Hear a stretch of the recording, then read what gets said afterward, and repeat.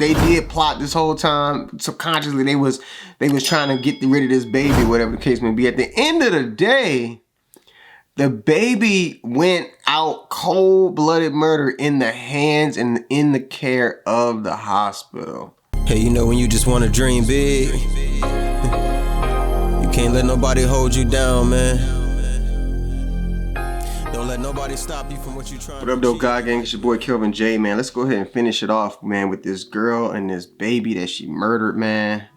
Enough talking. Let's go ahead and jump right in.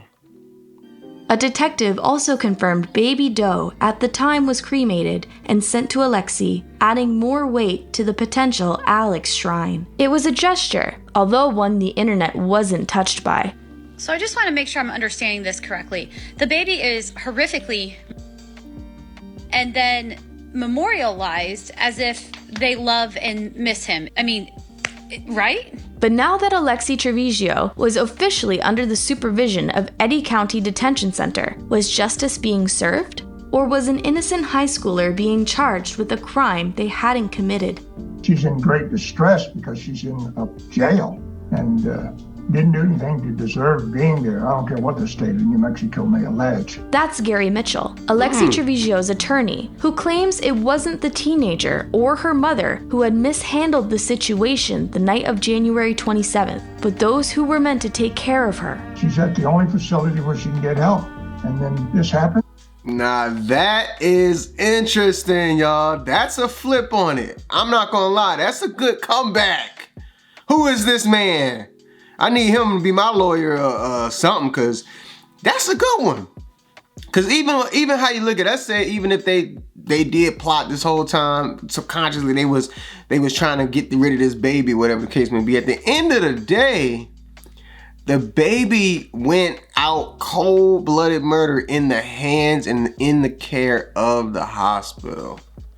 So that is interesting. And then the fact that when they said they was trying to treat the girl, you know, they wouldn't, she kept, you know, she wouldn't allow them to like touch her body and something like that, things like that. So what is the hospital to do in that situation? Did they tell you, well, hey, if you don't want us to fully check you, we can't have you here because we have to do these checks in order to have you here to protect ourselves and to protect you to make sure you're safe? That would make sense. Or is you can still stay in here and you can pick and choose what we can do, but then something like this happen and she go out to the bathroom and slaughter a whole baby, and now the hospital's getting blamed for it. And then on top of it, they gave her strong pills and drugs. Man, let's get to it, man. I have serious problems with that. I have serious problems with the hospital care.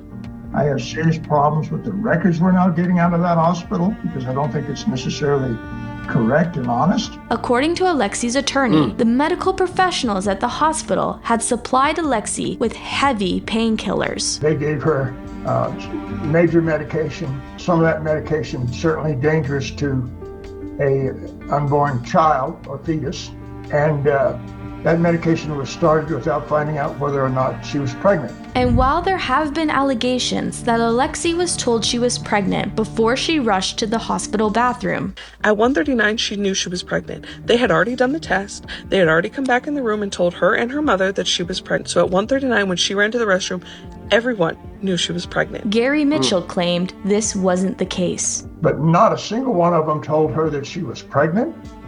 Not a single one of them told her that we need to examine you. And while these allegations of malpractice might sound sensational, the detective interview with the triage nurse who was looking after Alexee implied they weren't entirely unfounded. Doc came in and kind of did a quick assessment in the triage room before we moved her back to a treatment room. From there we gave her some pain medication.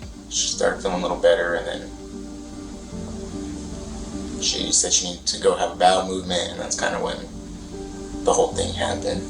Okay, prior to the bowel movement, did you tell her that y'all got a positive? No, the doc hadn't been in there to tell her yet. All of it come back after she came back? It probably all came back before. As for what Alexee was being accused of doing after she gave birth, I didn't know that. According to her attorney, Alexee did the best she could under the circumstances. Despite the fact she's on major pain medication, is in total shock. This is why y'all gotta have money, man. I forgot who they said this man is, but apparently I guess they hired this dude, or that he helping them in whatever the way, right? This is why you gotta have money. You gotta be connected, man, because at first it was looking just horrible for her, but he's making some sense. He actually making some solid arguments that could help her case in a situation like this. So in a state of panic, she still tried to do the right thing by her baby. I'll tell you that much. And that baby wasn't put in the trash right away. And although Alexee's mother feared the worst after her daughter was locked up, anybody finds out that what she did, what they think she did, or you know, and she doesn't want any kind of harm. Okay. So if you guys could isolate her, I don't want anything to happen. Alexee's stint behind bars was short-lived, as she was released 6 days after her arrest on a $100,000 bond. The release came just before graduation, an event Alexee didn't attend upon the request of her high school. They just asked that she not be there so as not to generate any issues whatsoever. And so she agreed to that. As a part of her release, Alexee is required to follow a strict curfew, attend counseling, and gain court permission for all out-of-state travel aside from trips to Texas to see family that have already been approved. Currently, the teen is not under house arrest or required to wear an ankle monitor. And while Alexee's family and legal team were pleased she was free, the wider internet, well, not so much. Online, the teen's release was dubbed a disservice to children and newborns. And while Alexee might have not attended her high school graduation, her boyfriend's attendance was shared across socials along with photos of the two allegedly attending prom together just months after the incident. Some alleged Alexee was back to participating on the cheer team, although it's unclear if this video was recent or old. Yet despite the online scrutiny, there was a demographic that was noticeably missing from the conversation: Alexee's classmates. Indeed, the student body had been surprisingly hush-hush on the subject of Alexee Trevizo, and there was allegedly a reason for that.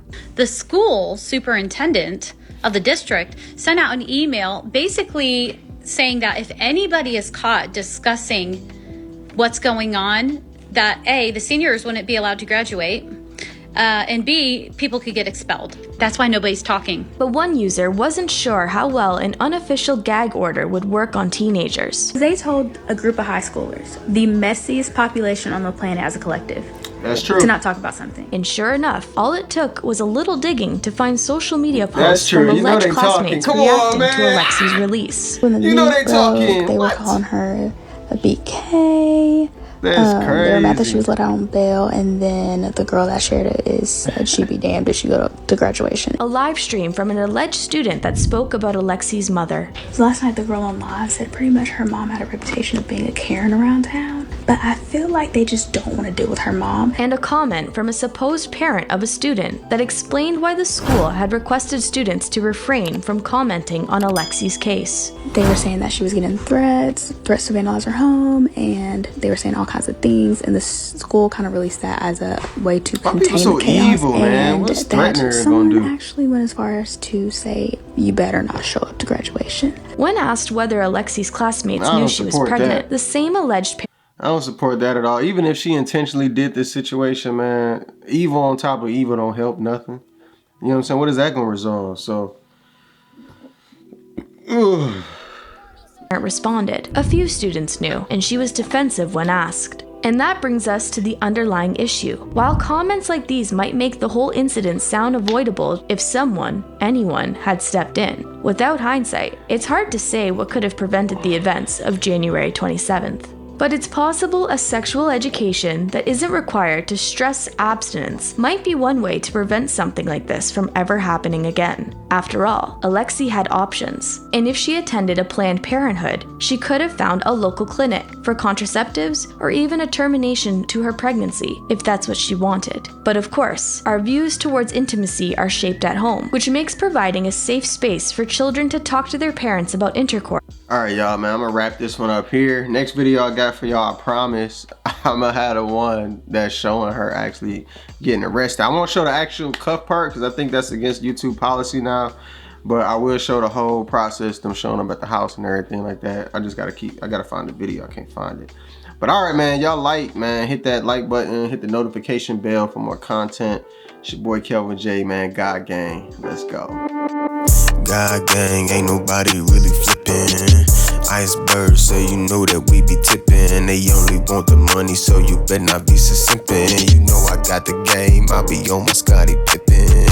Turn like I'm praising in the church. I keep the birds chirping, keep it shuffle on the perch. Could call me Kanye.